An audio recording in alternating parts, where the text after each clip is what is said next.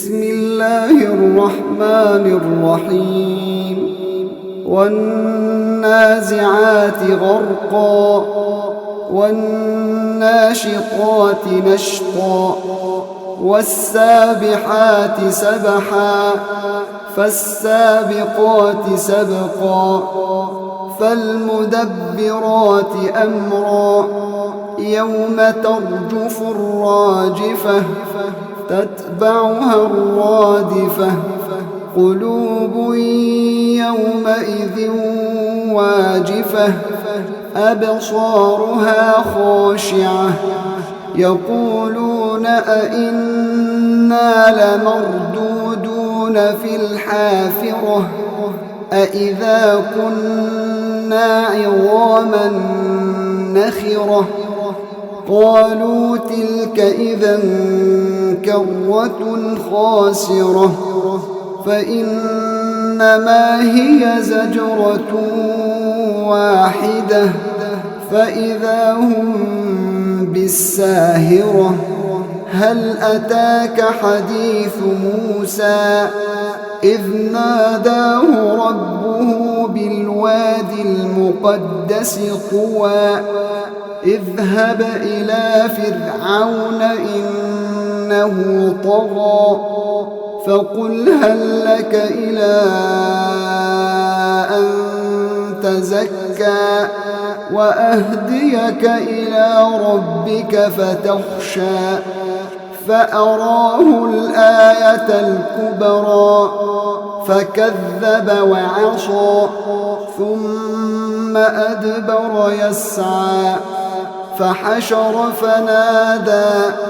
فقال أنا ربكم الأعلى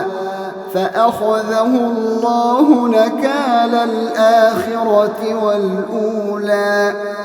إن في ذلك لعبرة لمن يخشى أأنتم أشد خلقا أم السماء بناها رفع سمكها فسواها وأغطش ليلها وأخرج ضحاها والأرض بعد ذلك دحاها أخرج منها ماءها ومرعاها والجبال أرساها متاعا لكم ولأنعامكم فإذا جاءت الطامة الكبرى يوم يتذكر الإنسان ما سعى